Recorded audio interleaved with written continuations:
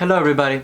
In today's video we are going to discuss the last or sixth pillar of faith in Islam. We are going to speak about predestination, also known as fate.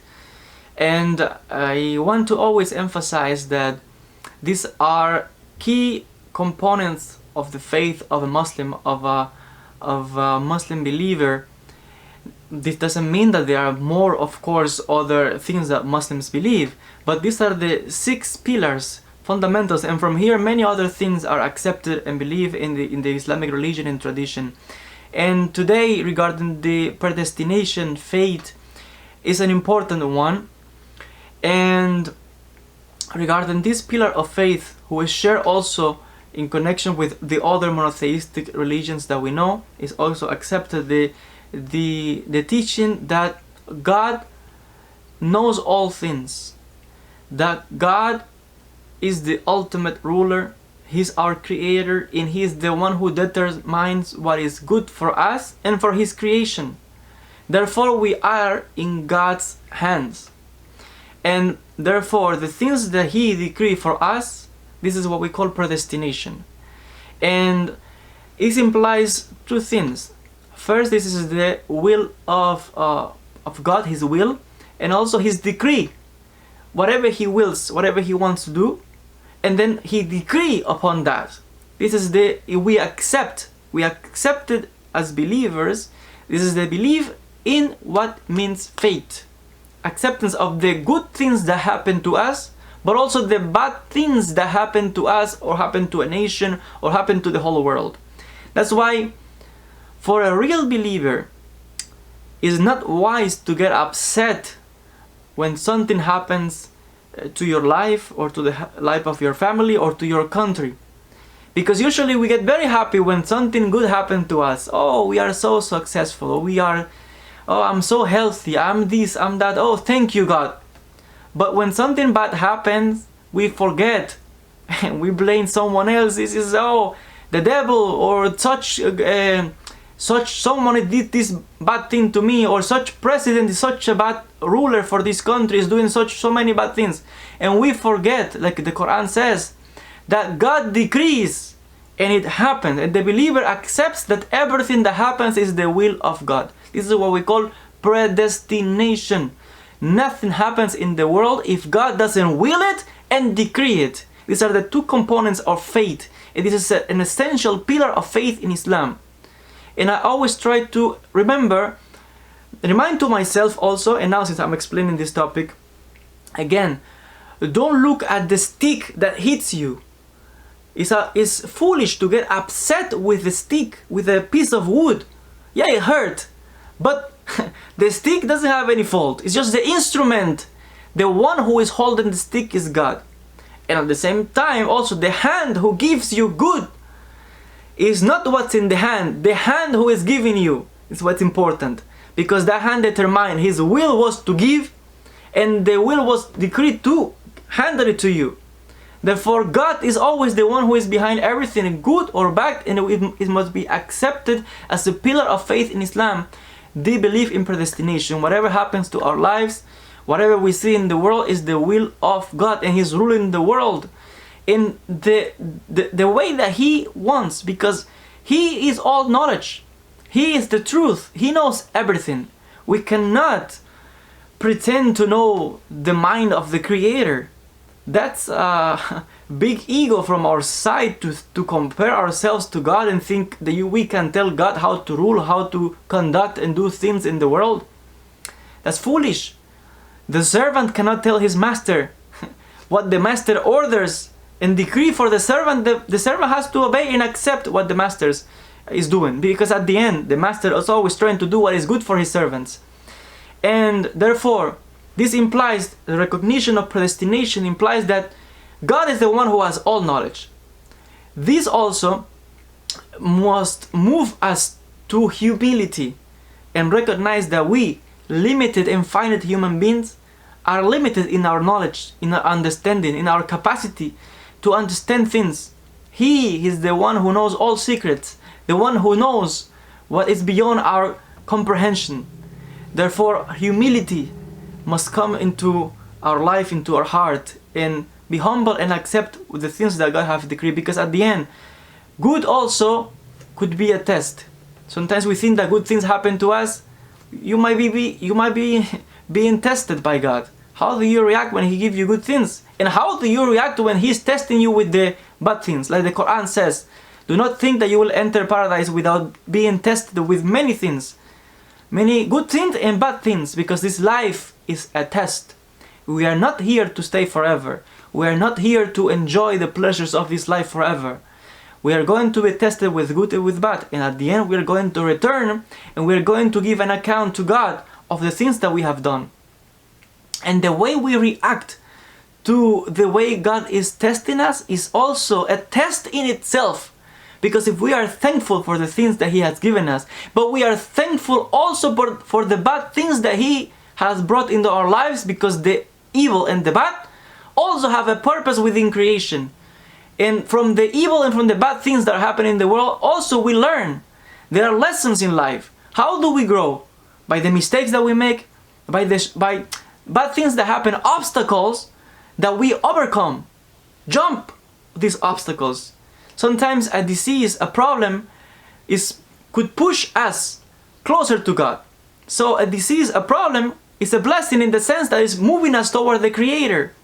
So I want you to know what I mean. My point is that even in evil, if we are able to shift the energy from evil into the good side, it could be transformed into something positive. And from the bad experiences of life, we are able also to get closer to the Creator and use that energy into the good side, and to move us closer to the Creator. And this is the reason why good and evil exist in the world. That's why we have also predestination, free will. There's also a whole debate here.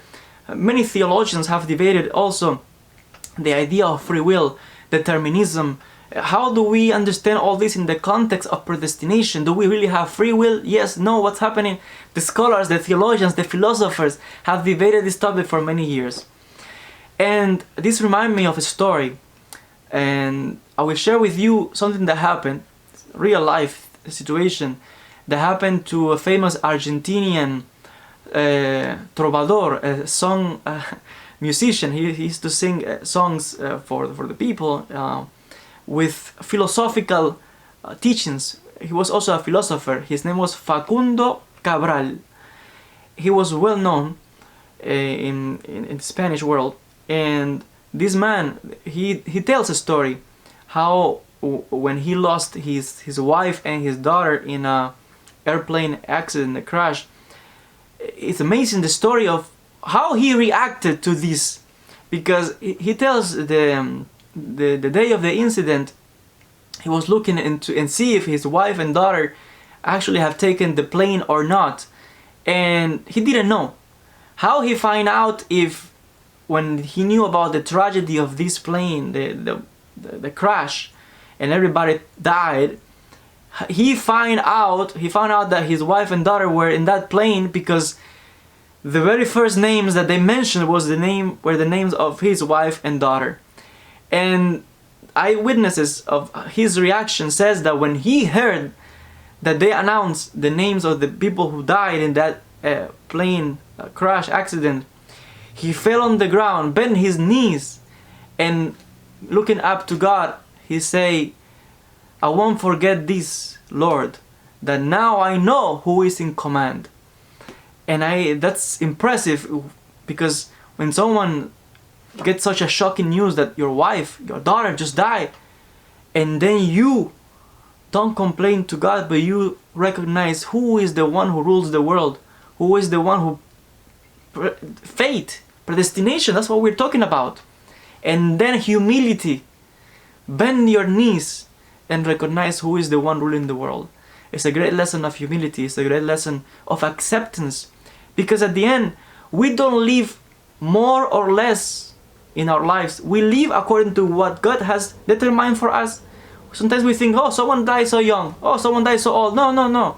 People live and die according to what has been determined for them, for this individual. Everything that happens in life also has been established by God, because He knows everything. God is the one who possesses all knowledge. Therefore, He knows what will happen. He is able to put things in a way and rules the world according to His will and His decree. We accept what comes from God, the good and the bad. Because like I said, even the bad is not bad. It's a test for us. It's a way to improve. It's a way to get closer to the Creator. When we are not doing what is right, don't worry. The Creator will find a way to stabilize your life. If you don't do it, God will stabilize you and will push you towards Him. And it's a blessing in itself to get closer to the Creator. And He has given us also ways to communicate with Him. Even it's normal, it's human to feel pain, it's human to feel sorrow, to cry in front of injustices, things that happen in our life, bad things, pain. No one likes suffering. But at the same time, prayer, which is a way to communicate with God. And yeah, even if we sometimes, because of our weaknesses as human beings, we don't understand sometimes why bad things happen, why wars happen, why we have refugees, people stealing lands from other people, crimes, terrorism, many things are happening in the world. And of course, it's something human to grieve, to feel pain, to cry to God. But at the end, ultimately, we recognize that He knows what He's doing.